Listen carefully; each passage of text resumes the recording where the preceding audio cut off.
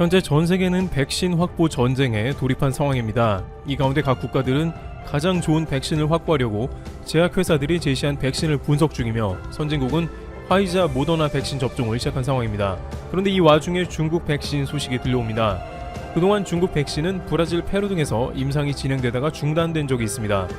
맞은 사람들의 팔이 마비되거나 밝힐 수 없는 사고가 있었기에 중국 백신이 다소 불안하다는 평가를 받았습니다.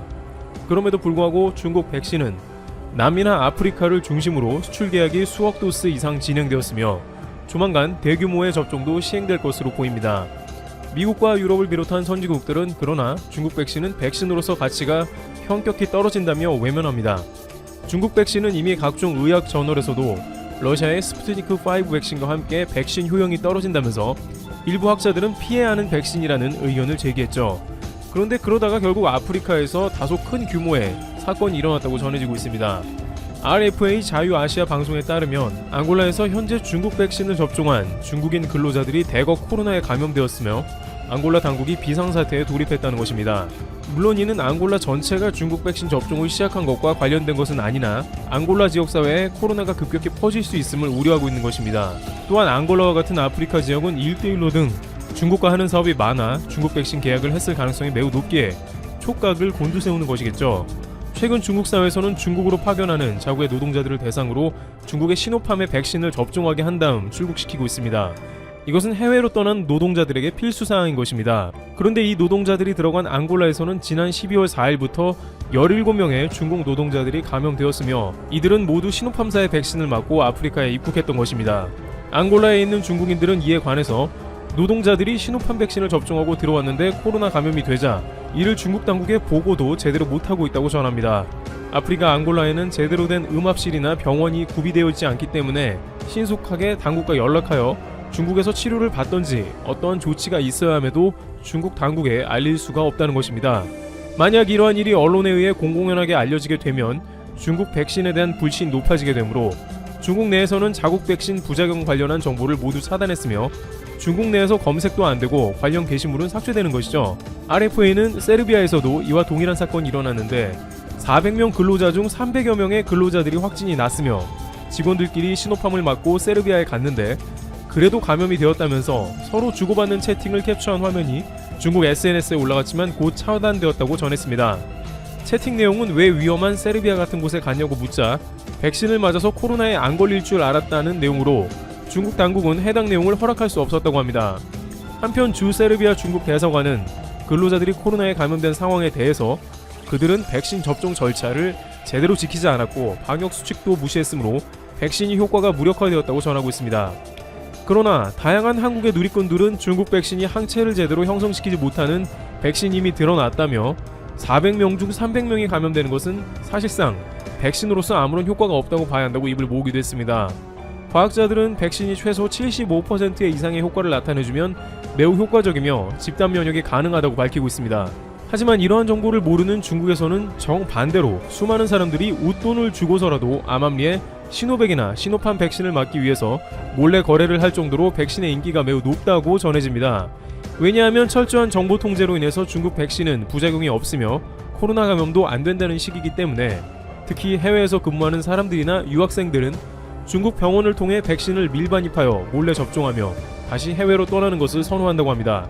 지난 11월엔 중국 내부의 암거래 백신이 20배의 웃돈이 붙었다고 전해집니다. 중국 보건당국이 제시하는 백신의 적정가는 2회에 평균 7만원 선입니다만 암거래 시장에서는 150만원 이상까지 치솟아 고위급 정치인이나 회사 임원 등의 일부 돈과 인맥이 닿는 사람들만 접종을 미리 시작했다고 하는 것이죠. 또한 일부 중국인들은 애국심을 자랑하기 위해 백신 맞는 장면을 직접 SNS에 올리기도 합니다. 일부 SNS에서는 중국 백신 맞는 것이 자랑스럽다. 모두 자국 백신을 맞아 건강해지자며 독려합니다. 중국 당국은 100만 명이 백신을 접종했는데 부작용은 없었다고 발표했지만 구체적인 자료는 하나도 공개하지 않아 논란이 되었습니다. 그런데 중국의 방역 영웅이자 호흡기 전염병 최고 권위자인 중난산 중국 공정원 원사는 중국산 백신들은 화이자 백신과 동일한 효과를 보였다고 밝힌 바 있습니다. 중난산은 현재 중국을 보라고 하면서 확진자가 거의 제로에 가까운 반면에 다른 국가들은 그렇지 않다며 중국 당국의 통제, 격리와 백신 접종 등의 효과로 인해 세계에서 가장 뛰어난 방역국이 되었다고 밝혔습니다. 해외에서는 유일하게 아랍에미리트의 경우 중국 백신 임상실험에서 86%의 효과가 있었다면서 자국도 중국 백신을 수입할 것이라고 밝혔습니다. 하지만 이와 같은 소식은 중국에 매우 부정적입니다. 만약 이런 것이 공식화된다면 중국과 백신을 계약한 수많은 국가들은 더 이상 백신을 수입하지 않으려 할 것이고 생산된 수억 도수의 백신이 폐기 처분될 상황도 나옵니다. 중국은 천문학적인 손해를 볼 수 있다는 것이죠. 정직하게 유럽에 인증된 기관 등에서 임상을 하고 투명하게 결과를 공개하지 않는 한 앞으로 점점 더 중국 백신은 국제사회에서 외면을 받을 수 있습니다. 과거 중국은 여러 차례 백신 구설수에 오른 바 있습니다. 2017년에는 우한생물연구소에서 전혀 효과가 없는 불량 백신을 제조하다가 적발된 경험이 있으며 2018년에는 장생 바이오테크에서 데이터 조작으로 광견병 백신 허위 논란에 휩싸이기도 했습니다. 그러다 보니 이번 2020년의 코로나 백신 역시 유럽이나 미국보다 빠르게 내놓으려고 성능이 급격히 떨어지는 백신을 제조했거나 경우에 따라서는 아무런 효과를 발휘하지 못하는 백신이 아니냐는 의견도 나옵니다. 온라인상에서는 중국 백신에 대한 다양한 의구심이 여전히 토론의 주요 대상으로 자리 잡은 가운데 앞으로 점점 중국 백신을 맞은 사람들이나 코로나 확진율이 높다는 이야기가 퍼질 수 있으며 이는 결국 암암리에 중국산 백신보다는 화이자나 모더나를 몰래 맞게 되는 상황도 생길 수 있다며 백신을 맞으러 다른 유럽이나 미국에 몰래 여행을 가게 되는 오픈 상황도 등장할 수 있다는 의견이 나옵니다. 중국 당국에서는 한동안은 타국산 백신은 엄격히 수입을 금지할 것으로 관측되기 때문입니다. 하지만 국제백신연구소에서는 현재 모더나와 화이자 백신조차도 상당 기간 지켜보는 게 필요하다고 전합니다. 지금은 전 인류의 위기 상황으로 너무 유럽과 미국의 상황이 급박하니까 접종을 시작한 것으로 보이는데 몇 주 혹은 몇 달 뒤에 인간에 어떠한 부작용이 나타날지 모르며 보통 백신은 10년의 기간이 필요하다는 것입니다. 그 사이에 다양한 예상치 못한 부작용 검증이 세월을 통해 나타나게 되며 그것을 계속 업그레이드해야 하며 현존하는 많은 백신들은 그러한 과정을 거쳤다는 것이죠. 또한 현재 얀센을 비롯한 추가 백신 주자들도 대기 중이며 이들은 앞선 백신 회사들보다 더 나은 백신을 준비할 수도 있고 아스트라제네카나 모더나, 화이자조차도 기존의 백신을 수정해서 더 나은 결과를 도출할 수 있으므로 될 수 있으면 시간을 끄는 것이 좋은 방법이라는 것입니다. 화이자나 모더나 백신 접종을 시작한 유럽에서도 백신의 부작용이나 운반에서 실수가 나오고 있습니다. 백신 접종자들에서 극소수이긴 하지만 알레르기 반응이 나오고 일부 접종자들은 고열과 오한에 시달립니다. 백신은 옮기는 도중에 영하 70도를 유지하지 못하고 그보다 온도가 높거나 낮으면 모두 폐기됩니다. 물론 국제의학저널에서는 화이자나 모더나 접종자들이 항체가 형성되어 매우 뛰어난 성능을 보인다고 말해서 중국의 백신보다 신뢰성이나 안전면에서 훨씬 나으므로 인류에게 현재는 별다른 대안은 없어 보이긴 합니다. 다만 한국의 경우에는 시간을 벌 수 있는 방역 체계가 잘 갖춰져 있어 백신을 서두를 필요는 없다는 것이죠. 방역이 비슷하다고 일컬어지는 독일과도 하루 확진자 차이는 무려 2만 명 이상으로 한국은 최대한 막으면서 방역당국의 지침을 따르는 게 필요하다는 전망입니다.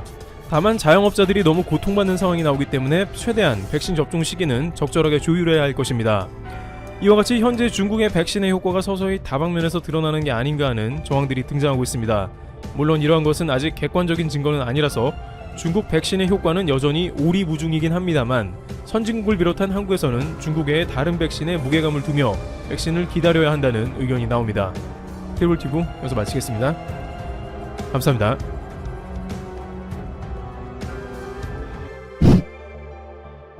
신종 코로나 바이러스 감염증 기원과 관련해 바이러스 유출설 논란의 중심에 섰던 중국의 관영연구소 소장이 유출설을 강력하게 부인했다. 25일 홍콩 사우스 차이나 모닝 포스트에 따르면 중국 우한 바이러스 연구소 왕연희 소장은 관영 영문 뉴스 채널 CGTN과 인터뷰에서 이 연구소 실험실에서 바이러스가 유출돼 코로나19 대행이 시작됐다는 일각의 주장을 완전한 조작이라고 일축했다. 왕 소장이 언론의 모습을 드러내 유출설을 부인한 것은 이번이 처음이다.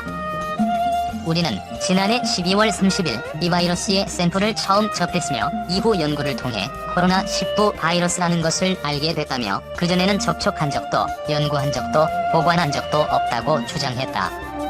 그러면서 우리가 가지고 있지도 않았던 바이러스를 어떻게 유출할 수 있느냐고 반문했다.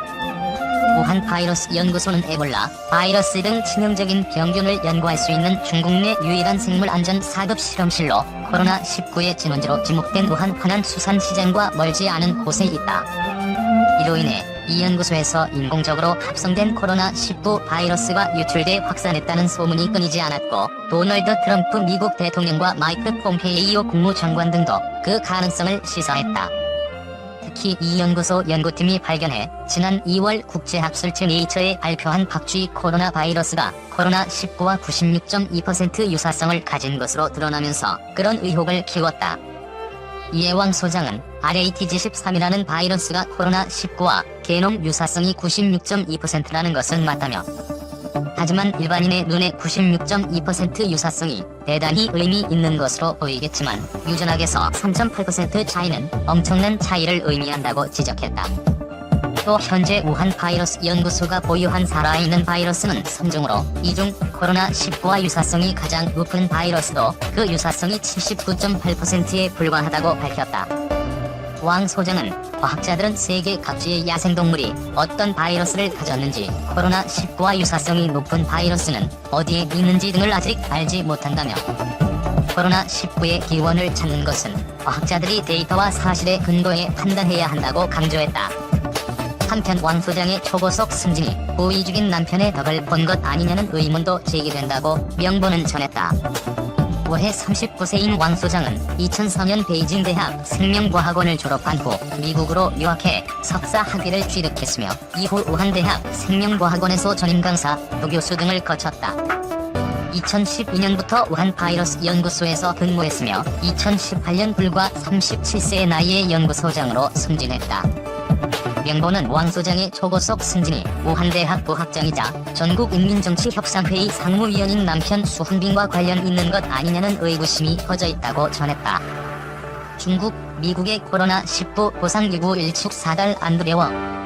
신종 코로나 바이러스 감염증 문제로 미국과 중국 간의 대립이 날로 격화하는 가운데 중국이 코로나19 책임을 강력히 부인하면서 미국의 보상기구를 일축했다. 장예수의 전국인민대표대회 대변인은 전인대 개막을 하루 앞둔 21일 밤 열린 기자회견에서 코로나19의 발원은 엄정한 과학의 문제로 의료 전문가들이 과학적 탐색을 통해 판단해야 한다며, 책임을 남에게 전가해 자신의 책임을 덮으려는 것은 무책임하고 부도덕한 것이라고 주장했다. 장 대변인은 미국 의회에서 중국의 코로나19 책임을 묻는 법안이 추진되고 있다는 지적에 관련 법안 상황을 보아가면서 단호히 대응에 반격할 것이라며 이같이 말했다. 장 대변인은 우리는 어떠한 보상기구에도 응하지 않을 것이라며, 중국은 공개적이고 투명하게 세계보건기구 등 국제기구와 관련국에 통보하고 최대한 빨리 바이러스 유전자 정보도 공개했다고 덧붙였다. 그는 이어 세계 여러 곳에서 코로나19가 출현했고 일부 병례가 나타난 시점이 계속 앞당겨지고 있다는 보도에 주목하고 있다며, 시간이 흐르면 상황이 더욱 명확해지게 될 것이라고도 말했다. 중국 안에서 코로나19가 가장 먼저 시작돼 세계로 번진 것이 아닐 수 있다는 식의 주장을 편 것이다. 아울러 장 대변인은 미국과 상호 협력의 길로 나아가기를 희망하지만 미국이 계속 중국을 억누른다면 단호하게 맞서겠다고 경고했다. 그는 만일 미국이 냉전적 사고를 견지하고 중국을 억제하고 중국의 핵심 이익을 손상한다면 결국은 자기가 손해를 보게 될 것이다. 중국은 먼저 사달을 내지는 않지만 사달이 나는 것을 두려워하지는 않는다고 으름장을 놨다. 다만 장 대변인은 미국이 중국의 사회제도와 발전의 길을 존중한다면 미국과 건설적 대화를 펼칠 것이라며, 양국 사이에는 광범위한 공동 이익이 있고 협력만이 유일하게 정확한 선택이라고 강조했다. 미국의 반도체 차단에 벼랑끝 내몰린 화웨이. 미국 정부가 중국 통신장비 제조사인 화웨이의 반도체 부품 조달기를 모두 막기로 하면서 화웨이가 절체절명의 위기를 맞았다.